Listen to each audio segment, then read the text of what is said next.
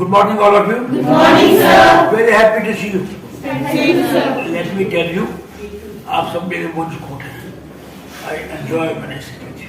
बहुत अच्छा लगता है. आपको एक बार बताऊंगा. कल मैंने आपसे कहा था कि स्वदेशी ठीक है, लेकिन खाली स्वदेशी ठीक नहीं है. जितनी देर तक because this world is an interdependent world. This world is an interdependent. वो depend upon each other.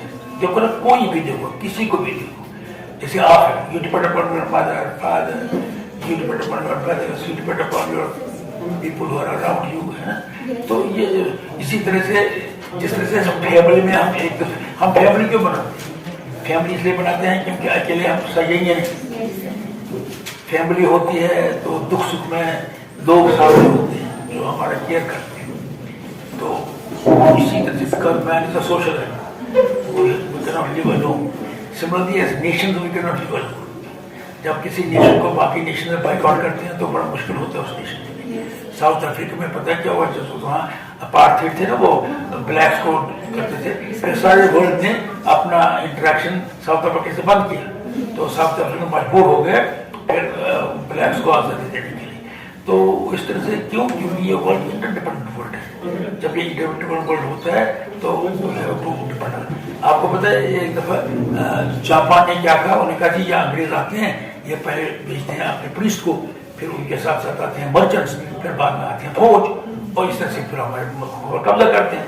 उन्होंने कहा जी हम बिल्कुल जापान को आइसोलेट करेंगे. कुछ देर तक उन्होंने आइसोलेट किया, लेकिन फिर क्या हुआ, उनकी इकोनॉमी गिर गई तो उन्होंने बैरियर हटाया. अच्छा, इसी तरह से रशिया ने क्या किया, उसने भी आयरन वॉल डाल दी. उसका वहाँ स्टालिन था तो आयरन वॉल डाल दी, क्योंकि वो नहीं चाहता था कि बाकी दुनिया को पता लगे क्या हो रहा है हमारे. लेकिन अगेन इकोनॉमिक पर असर पड़ा तो उनको वॉल हटानी पड़ी. We can not live in isolated world, we have because we are interdependent. अब देखो ग्लोबल वर्ल्ड कैसे राइज हो रहा है. आपको पता है ट्रेडर्स हमेशा, ट्रेड के बगैर काम नहीं चलता है. ट्रेडर्स हमेशा एक जगह से दूसरी जगह जाते रहे. जैसे आपको पता है स्लिक रूट होती थी. स्लिक रूट में स्लिक जाता था चाइना से यूरोप तक पहुंचता था. उसी स्लिक रूट से यूरोप से मेटल्स आते थे, प्रेशियस मेटल्स आते थे. वो खाली स्लिक रूट से स्लिक नहीं जाता था, बल्कि चाइना वेयर भी जाता था. चाइना ने बड़ा कंट्रीब्यूशन किया. और किसी वक्त में बताऊंगा चाइना का बहुत. गन पाउडर उन्होंने दिया, उन्होंने कंपास दिया, उन्होंने एक्यूपंक्चर उन्होंने दिया, उन्होंने और क्या दिया, पेपर उन्होंने दिया. पेपर करेंसी सबसे पहले चाइना ने इस्तेमाल की, द फर्स्ट पर्सन. अच्छा, चाइना ये एडमिनिस्ट्रेटिव एग्जाम जो IAS एग्जामिनेशन आज आप दे रहे हैं, सबसे पहले ये एडमिनिस्ट्रेटिव एग्जामिनेशन चाइना में हुई, क्योंकि चाइना बहुत बड़ी कंट्री थी और ये एक ही किंग के अंडर होती थी. तो सारे चाइना को मैनेज करने के लिए उन्होंने क्या एडमिनिस्ट्रेटिव ऑफिसर्स मगर एडमिनिस्ट्रेटिव ऑफिसर का इम्तिहान होता था. तो फाउंडेशन ऑफ दीज एग्जामिनेशन जो है for high post in the government was started by China itself. और चाइना ने और क्या दिया, प्रिंटिंग दी. आपको पता है ब्लॉक प्रिंटिंग तो चाइना से ही शुरू हुई. पेपर उन्होंने दिया, पेपर भी उन्होंने बनाया पहले, ब्लॉक प्रिंटिंग भी उन्होंने दी, गन पाउडर उन्होंने दिया, कंपास उन्होंने. अच्छा, अगर वो कंपास नहीं देते तो नेविगेटर सारी दुनिया को कैसे नेविगेट करते थे? समुद्र में जब आप बैठते हैं तो वहाँ पर कुछ नहीं पता चलता है ईस्ट कहाँ है वेस्ट कहाँ है. तो वो कंपास लेके उनको पता चलता है हमने कहाँ से जा रहे हैं, हम कहाँ जा रहे हैं. तो इस तरह से चाइना ने काफी कंट्रीब्यूशन दिए हैं. उसके बारे में मैं अलग में डिस्कस करूंगा. Long list of contribution Chinese. बड़ी एंशिएंट सिविलाइजेशन है चाइना. ग्रीस हमारी एंशिएंट सिविलाइजेशन है. हमारी एंशिएंट क्रीट एंशिएंट सिविलाइजेशन है. आपको नहीं पता हमारी एंशिएंट सिविलाइजेशन मेसोपोटामिया हमारी एंशिएंट सिविलाइजेशन है. मेसोपोटामिया जो है बहुत सी चीजें आप देखेंगे मेसोपोटामिया की शुरू, जिसको आज इराक कहते हैं, इराक में ही बहुत सी चीजें निकली. और ये पता है इराक पहले किसका हिस्सा था? ये पर्शिया का हिस्सा. पर्शिया जो है, पर्शिया बहुत बड़ी किंगडम थी, जिसमें टर्की भी था, जिसमें इराक भी था, जिसमें इजिप्ट भी था. ये सारे इराक के पर्शिया के हिस्से थे. तो ग्रीस पर भी उसने कब्जा किया हुआ था. तो इस तरह से ये जो आपका पर्शिया था, और वहाँ पर डेरियस रूल करता था. डेरियस वन ने ग्रीस को हमला किया तो तबाही मचाई थी. उसी का बदला सिकंदर ने लिया जब वो पर्शिया पर हमला किया और डायरियस III को मारा. Darius III was killed by Sikandar. क्योंकि उसको वो बदला लेना था जो ग्रीस में उन्होंने तबाही की थी टेरियस वन।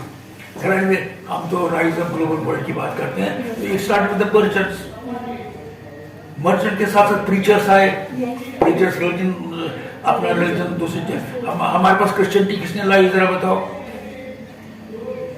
इंडिया में क्रिश्चियनिटी किसने लाई? इंडिया में क्रिश्चियनिटी लाई पुर्तगीज ने, क्योंकि सबसे पहले कौन से यूरोपियन से आए? पुर्तगीज आए। पुर्तगीज ने दमन द्वीप और बॉम्बे को कंट्रोल किया, तो सबसे पहले पुर्तगीज आए। पुर्तगीज ने ही आपके लिए वो सारी चीजें लाई जो यूरोप में थी और हमारे पास नहीं थी, लेकिन यूरोप में वो चीजें कहाँ से आई थी वो अभी पता नहीं। तो नेविगेटर्स ने बड़ा रोल प्ले किया है। ट्रेडर्स तभी आएंगे जबकि उनको पता होगा कहाँ जाना है, लेकिन कहाँ जाना है उसकी वो जगह जो है जहाँ जाना है उसकी डिस्कवरी नेविगेटर्स करते हैं। कोलंबस गया इंडिया डिस्कवर करने के लिए, लेकिन वो लैंड हो गया बहामास में, वो आइलैंड है नियर अमेरिका। तो अगर कोलंबस अमेरिका नहीं गया होता तो वो चिलीज जो आप रोजमर्रा खाते हैं, टमाटो जो रोजमर्रा खाते हैं, पोटैटो जो रोजमर्रा खाते हैं, टबैको जो आपके पूर्वज पिया करते थे, पम्पकिन जो आप रोजमर्रा खाते हैं, ये सब चीज़ें आपके पास नहीं होती। ये सब चीज़ें आई क्योंकि जिस वक्त अमेरिका डिस्कवर हुए, ये मेज जो आपको जो मकाई खाते हैं ये भी आप नहीं खाते, स्वीट मेज, ये भी अमेरिका से आई। ये अमेरिका से यूरोप में आई। अमेरिका से कहाँ आई? यूरोप में आई। यूरोप से हमारे पास पुर्तगीज ने लाई। यूरोप से अब पोटैटो कहाँ से आया जरा बताओ?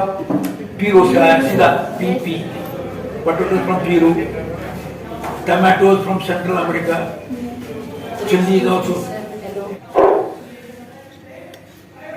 चलो मैं अच्छा, तो what I was saying is that मैंने कहा ट्रेडर्स, अच्छा उन्होंने वहाँ इस्लाम फैलाया। अच्छा ट्रेडर्स के जरिए उनके जो फूड थे, फूड हैबिट्स थे, ड्रेस हैबिट्स थे, वो डिफरेंट जगह पहुँचते थे। मतलब उधर से इधर, इधर से उधर एक किस्म का कल्चरल एक्सचेंज होता था। तो आपको पता है पास्ता जो है, पास्ता अरब का इंट्रोडक्शन है। ये पास्ता कहाँ कहाँ पहुँच गई, सारी दुनिया में पहुँच गई। आपको पता है नूडल्स ये चाइना का है, वो पहुँच गया इटली और सारी दुनिया में पहुँच गया। इसी तरह से जैसे मैंने कहा पोटैटो अमेरिका में थे, सारी दुनिया में पहुँच गए। आपको पता है जब पोटैटो की डिस्कवरी हुई तब से ही यूरोपियन ने खाना खाना शुरू किया, नहीं तो यूरोपियन भूखे मरते थे, क्योंकि पोटैटो की उपज जो है वो इतनी ज़बरदस्त होती है कि that satisfied the hunger needs of Europeans. और यूरोप में पोटैटो जो है वो स्टेपल फूड है। वो बहुत सी चीज़ें रखते हैं ना, मतलब लैम भी रखेंगे, चिकन भी रखेंगे, मेनली वो नॉन वेज खाते हैं, मगर एक पोटैटो होता है रोस्टेड पोटैटो और साथ में उसके साथ मक्खन होता है, क्योंकि ये उनका पुरातनी शुरू से ही ये। तो बीच में पोटैटो का फेमन हुआ। कहाँ हुआ फेमन पोटैटो का आपको पता है? आयरलैंड में 1845 में आयरलैंड में, जो आप देखते हैं क्योंकि आप तो लिखते ही नहीं कुछ। आयरलैंड में 1845 में फेमन हुआ, पोटैटो फेमन हुआ, और फिर ये 49 तक रहा, 45, 46, 47, 48, 4 साल रहा है। और 4 साल ये फेमन हुआ, मतलब आयरलैंड की पॉपुलेशन क्या हो गई, वो 1/3 हो गई, या तो वो मर गए या तो वो माइग्रेट हो गए। इसी तरह से आपको पता है एक दफा यहाँ कश्मीर की पॉपुलेशन 8 लाख से 2 लाख हो गई है। आपको पता है? नहीं पता है। कश्मीर में, ये आपने 8वीं जमात में पढ़ा है, कश्मीर में एक दफा पॉपुलेशन हो गई 8 लाख से 2 लाख। वो क्या हुआ, वो क्रॉप्स फेल हो गए, क्रॉप्स फेल हो गए। फिर उन दिनों ऐसा जमाना नहीं था कि क्रॉप्स एक जगह से दूसरी जगह इमीडिएटली लाए जाते थे। तो क्रॉप फेल हो गए और लोग भूखे मर गए। तो 8 लाख से लेके 2 लाख कभी कभी ऐसे फेमस। चलो मैं अच्छा, तो what I was saying is that मैंने कहा ट्रेडर्स, अच्छा उन्होंने वहाँ इस्लाम फैलाया। अच्छा ट्रेडर्स के जरिए उनके जो फूड थे, फूड हैबिट्स थे, ड्रेस हैबिट्स थे, वो डिफरेंट जगह पहुँचते थे।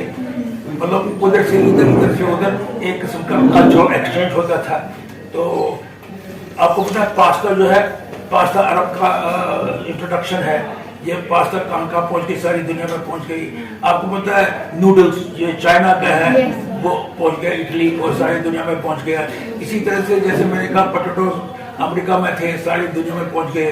आपको पता है जब पोटैटो की डिस्कवरी हुई तब से ही यूरोपियन ने खाना खाना शुरू किया, नहीं तो यूरोपियन भूखे मरते थे, क्योंकि पोटैटो की उपज जो है वो इतनी जबरदस्त होती है कि that satisfied the hunger needs of Europeans.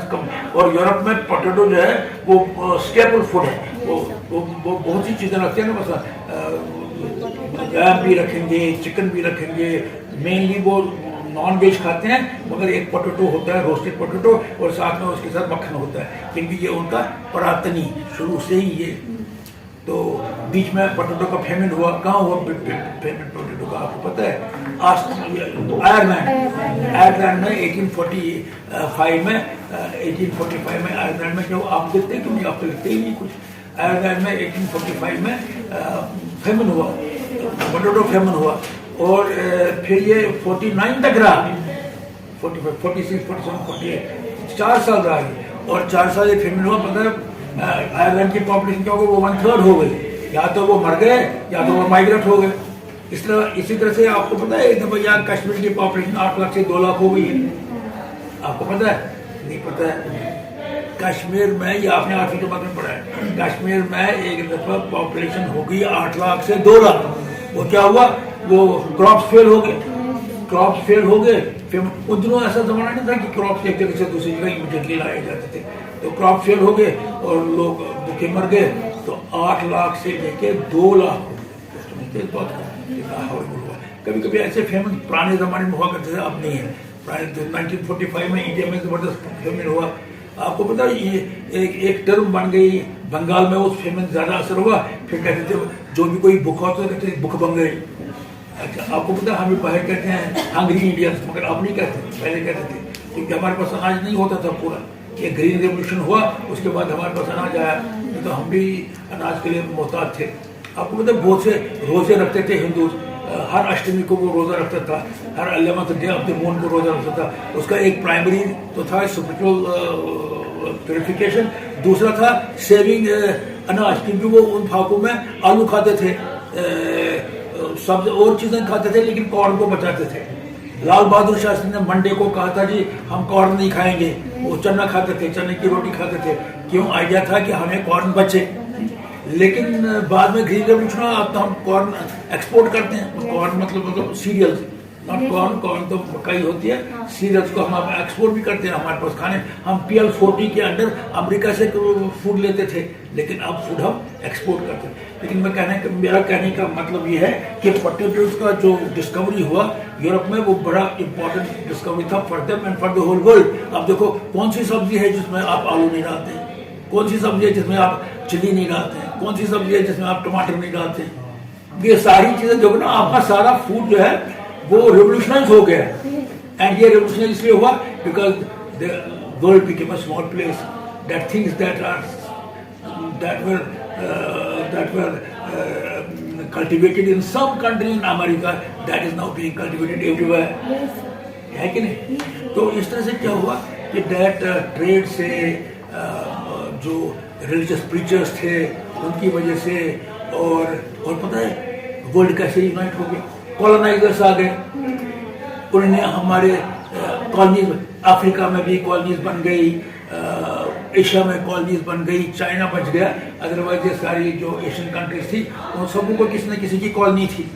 जैसे इंडोनेशिया आपको डच कॉलोनी थी, जो श्रीलंका था वो ब्रिटिश कॉलोनी थी, बर्मा आपको ब्रिटिश कॉलोनी थी। आप समझते हैं इस बात को? इस तरह से ये सारा वर्ल्ड जो है इन यूरोपियन ने आपस में बांटा हुआ था। ब्राजील जो था वो पुर्तगीज कॉलोनी थी, बॉम्बे जो था वो पुर्तगीज कॉलोनी थी, आपको पौंडीचेरी एक जगह है इंडिया में, वो फ्रेंच कॉलोनी थी। तो हर जगह इन्होंने अपनी कॉलोनी बनाई थी। तो उन कॉलोनी बनाने से क्या हुआ कि उनका इन्फ्लुएंस हमारे ऊपर पड़ा। अब देखो हमारा ड्रेस जो है वो अंग्रेजी ड्रेस है, हमारे उठने बैठने के जो टेबल्स हैं, कुर्सियां हैं, नेकटाई है, सूट हैं, ये हर जगह आप देखेंगे ये अंग्रेजों का है। हमारी सड़कें हैं, हमारी एडमिनिस्ट्रेटिव सिस्टम है, हमारी यूनिवर्सिटियां हैं, हमारे लीगल सिस्टम है, ये सारी यूरोपियन पैटर्न पर हैं। तो इस तरह से जो है, और ये यूरोपियन पैटर्न तमाम जगहों पर है जहाँ पर इनका कब्जा हुआ था। तो इनका कब्जा हर जगह हुआ था। इस तरह से वर्ल्ड कॉलोनाइजेशन से भी ग्लोबल बन गया। अंग्रेजी जबान आ गई, हर जगह अंग्रेजी बोलते हैं। जब हर जगह अंग्रेजी बोलते हैं हमें कोई दिक्कत नहीं होती है वर्ल्ड में ट्रैवल करने के लिए, because everybody speaks English most of the world country. तो ये इससे भी यूनाइट हो गया, लैंग्वेज भी यूनाइट हो गई। और देखो क्या हुआ, एक सबसे बड़ी बात, मगर ये कॉलोनाइजेशन जो हुई है क्यों हो गई? Colonisation, what was the cause of colonisation? आप कह सकते हैं कॉलोनाइजेशन का कॉज, एसेंशियल कॉज था। एसेंशियल कॉज हुआ इंडस्ट्रियलाइजेशन। जब इंडस्ट्रियलाइजेशन हो गई तो मास प्रोडक्शन शुरू हो गई। मास प्रोडक्शन, ये मास रॉ मटेरियल चाहे, मास रॉ मटेरियल के साथ आपको मास कंज्यूमर्स चाहे। आपने इतना सारा सामान पैदा किया, इसको तो कंज्यूम भी करना चाहिए ना। मान लीजिए आपने जैम जूस की फैक्ट्री खोली, अगर सारा जैम जूस आपके फैक्ट्री में एक कॉर्नर में रहेगा तो फायदा क्या हो? तो कंज्यूमर्स भी होने चाहिए।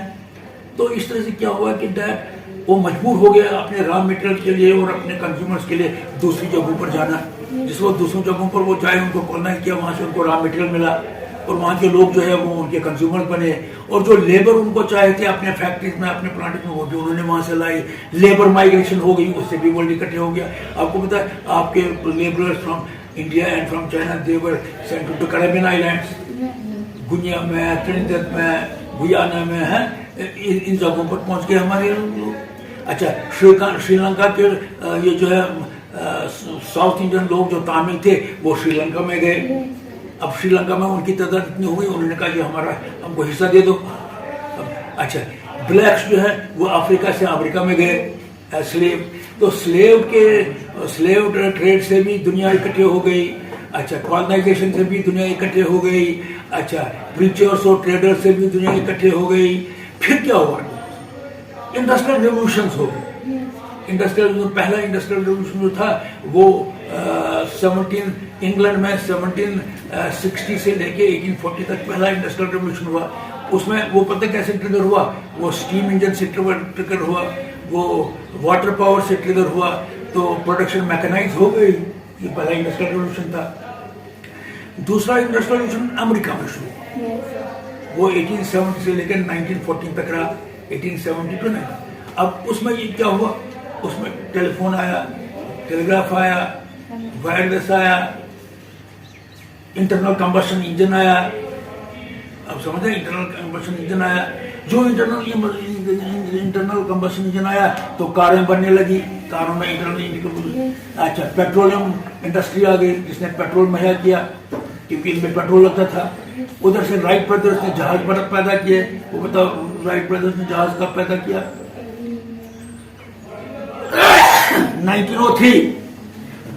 1903 में राइट ब्रदर्स ने जहाज चलाने शुरू किए। तो जब कम्युनिकेशन बढ़ गई तो दुनिया इकट्ठे आने लगा, स्टीम शिप्स आ गए। आप समझते हैं, ये सेकंड इंडस्ट्रियल रेवोल्यूशन जो अमेरिका में शुरू हुआ, ये इसमें ज्यादा साइंटिस्टों का कंट्रीब्यूशन था। और अच्छा, आपको भूल ही गया, हेनरी फोर्ड जो है उसने हर 3 मिनट के अंदर कार दे दिया आपको, T model. Can you imagine? After every 3 minutes you have a car, after every 3 minutes he pumped cars into America. And ये कारें जो मास प्रोड्यूस हो गई ना, ये चीप पैदा हो गई। जब चीप पैदा हो गई तो कॉमन मैन भी इसको खरीद सका। तो बहुत दफा लोगों का कहना मानना है कि that Henry Ford was the precursor of the 20th century. क्योंकि देखो ना, आज भी आप देखो हर जगह कार है। इसका ईजाद तो शुरू किया है हेनरी फोर्ड ने। अब तो बहुत कंपनियां आ गई हैं, लेकिन कारें हर जगह है। आपके घर में भी 3 कारें होंगी, एक बाप की होगी, एक भाई की होगी, एक तुम्हारी होगी। इस तरह से जहां आप लोग पैदल चलते नहीं है, आप तो एक होना चाहिए, आप तो एक हमारे लिए मकान होने चाहिए, और हमारे लिए सड़कें होनी चाहिए, और हमारे लिए कार पार्किंग जगह होनी चाहिए। देखो हर एक सड़क पर पार्किंग जगह है, रखेंगे कहाँ कार? तो एक रेवोल्यूशन हुआ इसमें। The fried I mean this Henry Ford was responsible for it. तो ये कम्युनिकेशन जिस वक्त हुए तो उससे भी वर्ल्ड इकट्ठे हो गया। अच्छा, एंड सबसे बड़ी बात क्या हुई? कल्चरल एक्सचेंज हो गया। कल्चरल एक्सचेंज होता है मतलब खाने पीने के तरीके उनके और हमारे खाने पीने के तरीके उनके पास पहुंचे, उनके खाने पीने के तरीके हमारे पास, हमारे ड्रेस हैबिट्स उनके पास पहुंचे, उनके ड्रेस। अभी दिखाता है कि कौन सा ड्रेस ज्यादा पॉपुलर हो जाता है। नॉर्मली हम उसी का ड्रेस पहनते हैं जो हमारे हुक्मरान होते हैं। अंग्रेज हमारे हुक्मरान थे, इसलिए हमने उनके ड्रेस को पॉपुलराइज किया। मगर देखा जाए तो अंग्रेज का ड्रेस स्मार्टर है। जो ही आप अंग्रेज ड्रेस पहनते हैं, टेबल पर बैठते हैं, आप काम करना शुरू करते हैं। जो आप फैलन पहनते हैं, काम की लगाते हैं, कोने में बैठ के आइडल बन जाते हैं। तो नेचुरली क्योंकि उनके ड्रेस की एक एडवांटेज थी, तो कहता है वही चलता है जो चले, वही चलता है जो चले। तो इसलिए अंग्रेजों का ड्रेस हर जगह पॉपुलर हो गया। आप देखोगे जहाँ भी देखोगे अंग्रेजी ड्रेस है। अच्छा, और क्या, desk table, working table, desk table, क्योंकि वो कल्चर ज़्यादा एडवांस था। आपको पता है पीटर द ग्रेट था, पीटर द ग्रेट था रशिया का एक बड़ा मरीज था। पीटर द ग्रेट ने पता क्या किया, उसने कहा जी मैं तो वेस्ट की तरफ जाऊंगा, क्योंकि वेस्ट के अंदर एडवांटेजेस इसी बात की थी, वर्क कल्चर था। तो उसने कहा जी मैं, तो उसने मॉस्को से अपना कैपिटल पिट्सबर्ग मिल रहा है, दैट वाज नियर पिट्सबर्ग मिला है, और उसने लोगों का दाढ़ी काटो और कहा वो लंबे चौगे हैं इनको काटो, इनको शॉर्ट करो। He wanted them to dress like Europeans. He wanted them to look smart like Europeans. Because Europe was at a time smart. Europe अपनी टेक्नोलॉजी की वजह से सबसे आगे गया। उसने चाइना को भी पीछे छोड़ा, उसने हिंदुस्तान को भी पीछे छोड़ा, लेकिन बिकॉज उनके कल्चर में एक नई स्मार्टनेस आई जो टेक्नोलॉजी की वजह से आई। फिर चलते चलते हमारे पास थर्ड इंडस्ट्रियल रेवोल्यूशन हुआ, वो 1850 से लेके चला, अभी तक भी वो थर्ड रेवोल्यूशन अभी भी चल रहा है। तो अब एडवांस फॉर्म में चल रहा है, हालांकि इस वक्त हम फोर्थ इंडस्ट्रियल रेवोल्यूशन में है। उसमें क्या हुआ, डिजिटल रेवोल्यूशन। डिजिटल रेवोल्यूशन होता है कि इंफॉर्मेशन रेवोल्यूशन हुआ। अब information became more important then agriculture. इसके पहले तो एग्रीकल्चर रेवोल्यूशन हुआ, तो ये जो ये रेवोल्यूशन कहता है, ये फिर हुआ इंडस्ट्रियल रेवोल्यूशन। पहले हुआ एग्रीकल्चर रेवोल्यूशन, फिर हुआ इंडस्ट्रियल रेवोल्यूशन, फिर क्या हुआ, फिर हुआ इंफॉर्मेशन रेवोल्यूशन। इसमें डिजिटल आजकल बटन दबाते हो ऑनलाइन पैसे पहुंच गए, बटन दबाया हमने अपना कागज भेज दिया, बटन दबाया, एवरीथिंग इज हैपनिंग ऑनलाइन। तो ये आपका थर्ड इंडस्ट्रियल रेवोल्यूशन में क्या हुआ, everything started going online. And इस वक्त आपको क्लासेस भी हम ऑनलाइन दे रहे हैं जी। इसको कहते हैं इंफॉर्मेशन रेवोल्यूशन या नॉलेज रेवोल्यूशन हुआ। तो ये थर्ड रेवोल्यूशन, इसको डिजिटल रेवोल्यूशन भी कहते हैं। तो जिस वक्त मोदी जी तख्त पर बैठे, उन्होंने कहा I want to make India digital. तो मगर उसको हेल्प किया किसने, कोविड ने। कोविड आ गया तो हम मजबूर हो गए डिजिटल ट्रांसफॉर्मेशन में। तो लेकिन एडवांस कंट्रीज पहले ही डिजिटल थी, तो जो बैकवर्ड कंट्रीज थी या डेवलपिंग कंट्रीज तो वो आहिस्ता आहिस्ता डिजिटल बन गई। कोविड की वजह से वो सारी की सारी डिजिटल बन गई। अब जो फोर्थ रेवोल्यूशन है वो शुरू हो गया है 2016 में, मगर डिजिटल रेवोल्यूशन ने सारे वर्ल्ड को इकट्ठे किया। अब देखो ना, स्टीव जॉब्स ने एक ऐसा सेल फोन बनाया, आप टिक करो तो आप अपने भाई के साथ अमेरिका में बात कर सकते हैं, आप टिक करो तो आप अरब में अपने भाई के साथ बात कर सकते हैं। तो सारी दुनिया इकट्ठे आ गई, है कि नहीं, सारी दुनिया इकट्ठे आ गई। अरे किसी जगह भी कुछ हो जाए उसका असर हर जगह पहुंचता है। तो इस तरह से वर्ल्ड जो है और इकट्ठे होने लगा। तो अब जो ये फोर्थ रेवोल्यूशन है, थर्ड रेवोल्यूशन तक भी चल ही रहा है, फोर्थ रेवोल्यूशन जो है उसमें क्या है, उसमें और भी एडवांस्ड नॉलेज रेवोल्यूशन हो रहा है, और भी, और डिजिटल रेवोल्यूशन और भी तेज जोरी पकड़ता है। तो मगर इसी रेवोल्यूशन में क्या होता है कि दैट अब जो फिफ्थ रेवोल्यूशन जो आ रहा है ना, उसमें पता क्या है, उसमें मशीनें जो है इंटेलिजेंट मशीनें होंगी, and machines will learn from their own experience. Robots तो अभी भी है। फोर्थ रेवोल्यूशन में ही आपको रोबोट्स भी आ गए। फोर्थ रेवोल्यूशन में ही आपको आर्टिफिशियल इंटेलिजेंस का ज़्यादा से ज़्यादा इस्तेमाल हो रहा है। फोर्थ इंडस्ट्रियल रेवोल्यूशन में ही आपको क्या हो रहा है कि दैट ड्राइवरलेस ट्रेन चल रही है कि नहीं। अब ड्राइवरलेस एरोप्लेन भी चलेंगे। ड्रोन्स क्या है, ड्रोन तो ड्राइवरलेस प्लेन्स है। अच्छा, और इसी रेवोल्यूशन में आपको ड्राइवरलेस कारें चलेंगी, हैं? तो ये भी बड़ा अजूबा है। अच्छा, घरों में रोबोट सफाई कर रहे हैं, ये आपको पता नहीं होगा, यहाँ तो नहीं है, लेकिन मैंने अमेरिका में अपनी कोच से पूछा, अपने लड़के से पूछा, भाई सफाई कौन करता है। उसने कैमरा फिक्स किया एक, वो जॉलो व्यू पकड़ा, जैसे वो जा रहा है कोनों में जा रहा है, इधर से जा रहा है, वो सारी डस्ट कलेक्ट करता है, फिर डस्ट को पाइप फेंकता है, फिर फेंक के फिर दोबारा आता है, फिर हर एक कोने में घूमता है जबर की तरह और क्लीनिंग करता है। ये तो आपका थर्ड रेवोल्यूशन में ही चला। फोर्थ में इसमें भी एडवांस जा रहा है कि तो फोर्थ रेवोल्यूशन चल रहा है। फिफ्थ रेवोल्यूशन में सिस्टम जो है वो खुद ही चलते रहेंगे। उसको कहते हैं रेगुलेशन, कोऑर्डिनेशन, कंट्रोल, या regulation, coordination, control. Regulation and coordination control जो होगा वो सेल्फ प्रोपेल्ड होगा, कोई बाहर से नहीं आएगा उनको रेगुलेट करने के लिए। मिशनों के अंदर अंदर एक ऐसा इंटेलिजेंस आर्टिफिशियल इंटेलिजेंस बनी होगी कि that they will learn from their experience and work by themselves like human beings. Machine with intelligence, कौन सी इंटेलिजेंस होगी? Artificial intelligence.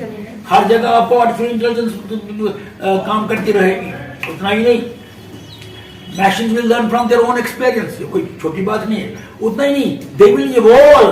देखो ह्यूमन बीइंग और मिशन में क्या फर्क है? मिशन को आप प्रोग्राम करते हैं, वो वही करते हैं जो आपने प्रोग्राम किया। इंसान के अंदर कैपेसिटी है आगे जाने की। अब मिशनें ऐसे बढ़ेंगी जो खुद ही आगे अपने आप को मोर एंड मोर एफिशिएंट बनाएंगी और डिफरेंट डायरेक्शन में इवॉल्व करेंगी। तो ये कोई छोटी बात नहीं है। ये रेवोल्यूशन ऐसा होगा कि आप तो परेशान हो जाएंगे। तो मगर आप लोग इतने स्मार्ट हो, यंग जनरेशन की स्मार्ट होती है, वो एकदम एडजस्ट करते हैं। कहते हैं टेक्नोलॉजी वो होती है जो कि आपके कॉमन लाइफ में इस तरह से आए कि आपको पता ही नहीं लगे। जैसे आपका सेलफोन, अब कॉमन सेलफोन क्या है? कर लो दुनिया मुट्ठी में, है कि नहीं? सेलफोन है, कर लो दुनिया मुट्ठी में, लेकिन अब ये आम है, आपको पता ही नहीं लगता है हम सेलफोन के वर्ल्ड में आ रहे हैं। इसी तरह से आर्टिफिशियल इंटेलिजेंस आप इतनी हो जाएगी, आपको पता ही नहीं लगा। जैसे हमें इस वक्त अजूब लगता है ड्राइवरलेस कार, तो लेकिन जब ड्राइवरलेस कार आम हो जाएगी, आप इसके ऊपर कॉन्शियस नहीं हो गया, टेक्नोलॉजी कामयाब हो गई। ऐसी ऐसी चीजें हो जाएगी कि आप कहेंगे कि ऐसा ही है, you will take it for granted. जब आप उसको फॉर ग्रांटेड लेंगे तभी टेक्नोलॉजी कामयाब मानी जाती है। तो हम इसके बारे में और डिस्कस करेंगे।